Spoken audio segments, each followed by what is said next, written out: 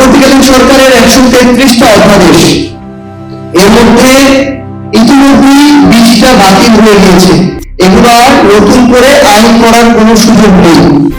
BNP যদি করে তাদের মতো করে করবে। এই বাংলাদেশের সংস্কারের জন্য যে প্রতিষ্ঠানগুলো বাংলাদেশের আওয়ামী লীগ ধ্বংস করে গিয়েছিল, সেগুলোর স্বাধীনতার জন্য এই 20টা অধ্যাদেশ বাকি 113টা অধ্যাদেশের চেয়েও বেশি গুরুত্বপূর্ণ ছিল। তার মানে শুধুমাত্র একটা অভ্যুত্থানের প্রেক্ষাপটের পূর্বে এবং পরে বিএনপি, জনাব তারেক রহমান কিংবা তাদের নির্যাতিত নেতাকর্মীরা বাংলাদেশের যে সংস্কারগুলো চাইতো, যেই প্রতিষ্ঠানগুলো দ্বারা তারা জুলুমের শিকার হয়েছিল, যেই প্রতিষ্ঠানগুলোকে তারা স্বাধীন সার্বভৌমভাবে চলার আকাঙ্ক্ষা পোষণ করেছিল, তারা ক্ষমতায় আসতে না আসতে ওই প্রতিষ্ঠানগুলোকে আবার তাদের মতো করে চালাতে চায়, ওই প্রতিষ্ঠানে আবার সরকারি দলের ছড়ি ঘোরাতে চায়। এ কারণেই তারা ভুল অধ্যাদেশ বাতিল করেছে, দুর্নীতি দমন কমিশন অধ্যাদেশ বাতিল করেছে, মানবাধিকার অধ্যাদেশ বাতিল করেছে, বিচার বিভাগের স্বাধীনতার অধ্যাদেশ বাতিল করেছে। আরেকটা গুরুত্বপূর্ণ বিষয় হচ্ছে, দুঃখজনক হলে এটাই সত্য যে বিএনপি তাদের জায়গা থেকে ক্ষমতায় এসেছে আওয়ামী লীগের ভোটের মাধ্যমে। তাদের সাথে একটা আওয়ামী লীগের অলিখিত চুক্তি ছিল।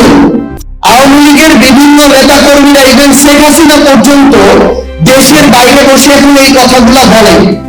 তো এর মধ্যে দিয়ে এখন সবচেয়ে বড় যে সমস্যাটা হয়েছে আমার জুলাইয়ের যোদ্ধাদের, শহীদ পরিবারদের, যে অভ্যুত্থানের পরে এই নতুন সরকারটা যখন গঠন করলো, তারপর থেকে আমরা দেখতে পেলাম সেই অলিখিত চুক্তির কারণে যারা ওই জুলাই যোদ্ধাদের উপরে অভ্যুত্থানের সময় আক্রমণ করেছিল, যারা আমাদের শহীদ ভাইদের হত্যার জন্য দায়ী, তাদের অনেক দাগী আসামিরা এখন জামিন পেয়ে যাচ্ছে। আমাদের আহত যোদ্ধাদের উপরে ঢাকা শহর থেকে শুরু করে বিভিন্ন জায়গায় যারা হুমকি দিয়েছিল, আক্রমণ করেছিল, লাঠি দিয়ে পিটিয়েছিল, তারা এখন আবার ওই একই জায়গায় বুক ফুলিয়ে বেড়াচ্ছে এবং আমার আহত যোদ্ধা আর শহীদ পরিবারদেরকে বলছে যে তোদের সময় শেষ হয়ে এসেছে, আমরা ফিরে এসেছি, দেখবো তোরা কি করতে পারিস। এই হুমকির মধ্য দিয়ে আমার শহীদ পরিবাররা যাচ্ছে, আমার জুলাই যোদ্ধারা যাচ্ছে।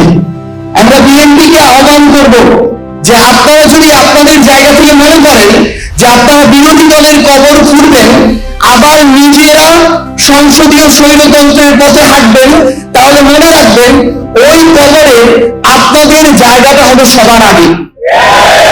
এবং শহীদ পরিবার এবং আহত যোদ্ধাদের সর্বশেষ একটা কথাই বলবো যে আপনারা দয়া করে কোনো কিছুর বিনিময়ে, কোনো কিছুর বিভিন্ন ধরনের বিভিন্ন তারা তাদের জায়গা থেকে আমরা দেখাচ্ছি, আপনাদেরকে আশা দেখাচ্ছে, লোভ দেখাচ্ছে, দয়া করে এগুলোর বিনিময়ে বিভাজিত হয়ে সামগ্রিকভাবে আপনাদের যে আকাঙ্ক্ষাটা, এটাকে ক্ষতিগ্রস্ত করবেন না।